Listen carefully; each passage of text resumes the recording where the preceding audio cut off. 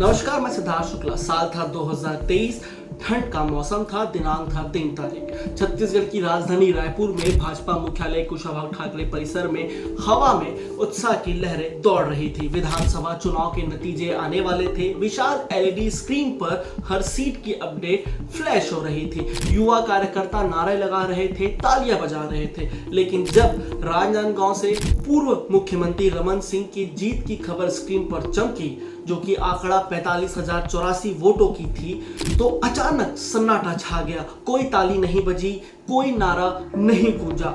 क्या यह संकेत था कि 15 सालों तक राज्य को संभालने वाले उस चाणक्य का जादू फीका पड़ चुका था? वह नेता जिसने भाजपा को छत्तीसगढ़ में अजय योद्धा बनाया, जिसकी योजनाएं रमन इफेक्ट के नाम से देश भर में चर्चित हुई, क्या उनकी कहानी अब इतिहास की किताबों में सिमटने वाली थी, या यह सिर्फ एक नई साजिश का आरंभ था? असली कहानी तो बाद में शुरू होने वाली थी। नमस्कार, मैं सिद्धार्थ शुक्ला। आज बात करेंगे पूर्व मुख्यमंत्री रमन सिंह की।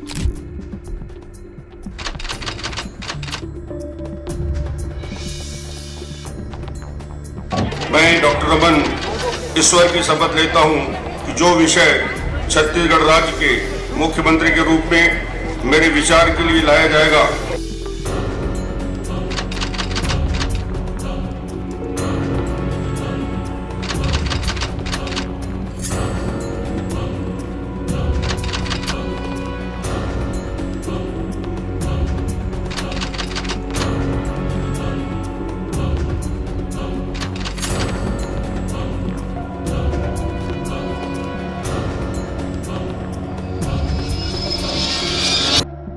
रमन सिंह की यात्रा किसी राजमहल से नहीं बल्कि एक छोटे से आयुर्वेदिक क्लिनिक से शुरू हुई थी।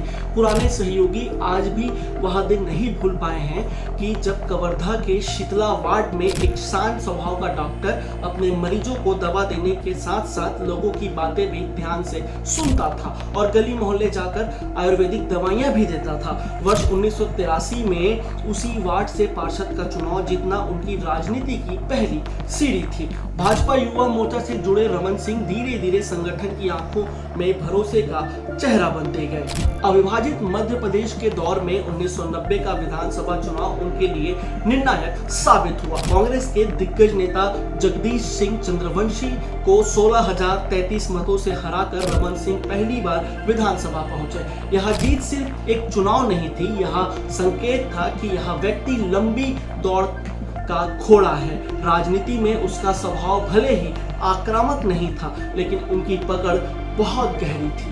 1999 के लोकसभा चुनाव में जब छत्तीसगढ़ अलग राज्य बनने की तैयारी कर रहा था, तब रमन सिंह राजनांदगांव लोकसभा सीट से जीतकर संसद पहुंचे।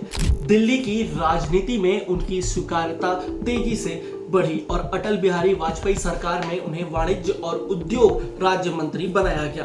दिल्ली में उनका भविष्य सुरक्षित दिख रहा था, लेकिन छत्तीसगढ़ की राजनीति उन्हें वापस बुला रही थी। साल 2000 में छत्तीसगढ़ राज्य बना और कांग्रेस के अजीत जोगी मुख्यमंत्री बने।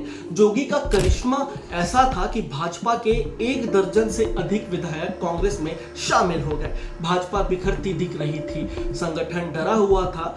जब 2003 के विधानसभा चुनाव सामने थे, तब पार्टी को ऐसे चेहरे की जरूरत थी जो टूटते मनोबल को संभाल सके। जशपुर के दिलीप सिंह जूदेव और रायपुर के सांसद रमेश बैस के नाम सामने आए, लेकिन दोनों ने जिम्मेदारी लेने से इनकार कर दिया। आखिरकार दिल्ली से रमन सिंह को बुलाया गया। केंद्रीय मंत्री पद से इस्तीफा देकर वे छत्तीसगढ़ लौटे और यहीं से इतिहास ने करवट ली। रमन सिंह के नेतृत्व में भाजपा ने 2003 का चुनाव लड़ा और कांग्रेस को 65 से 37 सीटों पर ला दिया। भाजपा को 50 सीटें मिली और सरकार बनी। दिसंबर 2003 में रमन सिंह मुख्यमंत्री बने। इसके बाद जो हुआ वह छत्तीसगढ़ के राजनीतिक इतिहास में अभूतपूर्व था। लगातार 3 बार सत्ता में वापसी, 15 साल तक मुख्यमंत्री पद पर बने रहना और एक ऐसे राज्य में स्थिर सरकार चलाना जहां पहले मुख्यमंत्री पूरे कार्यकाल तक नहीं टिक पाए थे। अजीत जोगी ने विकास की नींव रखी थी, लेकिन रमन सिंह ने उस नींव पर इमारत खड़ी की। सड़कें, बिजली, पानी, शिक्षा, स्वास्थ्य और सिंचाई के क्षेत्र में राज्य ने तेजी से प्रगति की। सार्वजनिक वितरण प्रणाली में 1 रुपए किलो चावल और मुफ्त नमक जैसी योजनाओं ने उन्हें गरीबों का मुख्यमंत्री बना दिया। यह मॉडल राष्ट्रीय स्तर पर ऐसे चर्चा का विषय बना कि खुद केंद्र सरकार ने इन योजनाओं को लागू किया।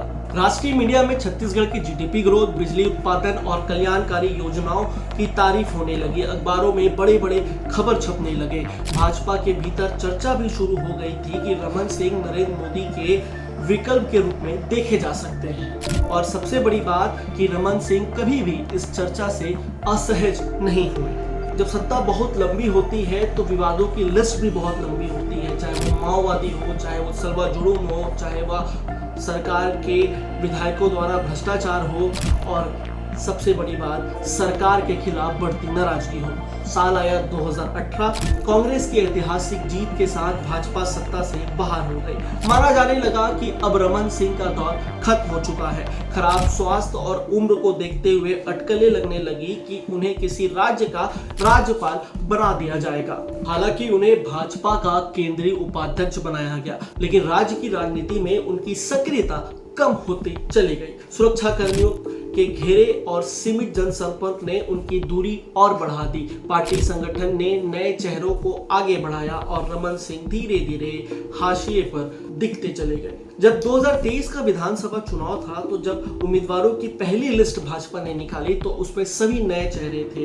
कहा जाता था कि इस पे केंद्र की मंजूरी थी, लेकिन जब दूसरी लिस्ट आई तो यह मान लिया गया कि रमन सिंह आज भी उतने ही पावरफुल हैं जितने पहले थे। दूसरी लिस्ट में सभी पुराने विधायकों को जगह दी गई थी और कहा जाता है इसमें रमन सिंह के आदेश के दौरान ये सब हुआ था।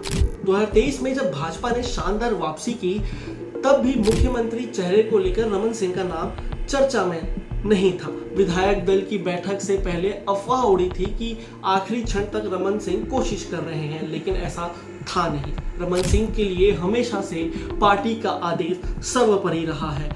काफी अटकलों के बाद ये पार्टी ने यह घोषणा कर दी कि मुख्यमंत्री विष्णुदेव साय बनेंगे। आपको बता दूं कि आदिवासी मुख्यमंत्री का फैसला सिर्फ छत्तीसगढ़ तक सीमित नहीं था, यह उड़ीसा और झारखंड के लिए भी संदेश था। आदिवासी दलित विरोधी होने का आरोप का जवाब भी इसी फैसले में छिपा था। अंततः 71 वर्ष के रमन सिंह को विधानसभा अध्यक्ष की जिम्मेदारी मिली। बाहर से देखने वालों को लगा कि अब उनका प्रभाव खत्म हो गया है, लेकिन राजनीति सिर्फ पद से नहीं चलती, राजनीति चलती है प्रभाव से। आज भी छत्तीसगढ़ के सत्ता गलियारों में यह बात कही जाती है कि रमन सिंह की सहमति के बिना बड़े फैसले आसान नहीं होते। अधिकारी हो या नेता, उनके अनुभव और धैर्य का सम्मान आज भी कायम है। रमन सिंह भले ही आक्रामक ना हो, लेकिन उनका धैर्य उन्हें बाकी नेताओं से अलग बनाता है। राजनीति में धैर्य वही पूंजी है जिसने उन्हें डॉक्टर से मुख्यमंत्री और फिर सत्ता के शिखर से एक रणनीतिक भूमिका तक पहुंचाया। आज भी कई लोग मानते हैं कि रमन सिंह का जादू खत्म नहीं हुआ है, वह बस अब शोर नहीं करता। यह कहानी किसी पराजय की नहीं बल्कि उस शेर की है जिसकी दहाड़ अब कम सुनाई देती है, लेकिन असर आज भी उतना ही गहरा है। छत्तीसगढ़ की राजनीति में रमन सिंह आज भी एक ऐसा नाम है जिसे नजरअंदाज नहीं किया जा सकता और उसे नजरअंदाज करने की कीमत भारी पड़ सकती है। यही वजह है कि जीत के सन्नाटे के पीछे छिपी यह कहानी आज भी उतनी ही रोमांचक है जितनी सत्ता के शिखर की कहानी थी। तो अब मैं इस खबर को यहीं विराम देता हूँ। नमस्कार, मैं सिद्धार्थ शुक्ला, वेब छत्तीसगढ़।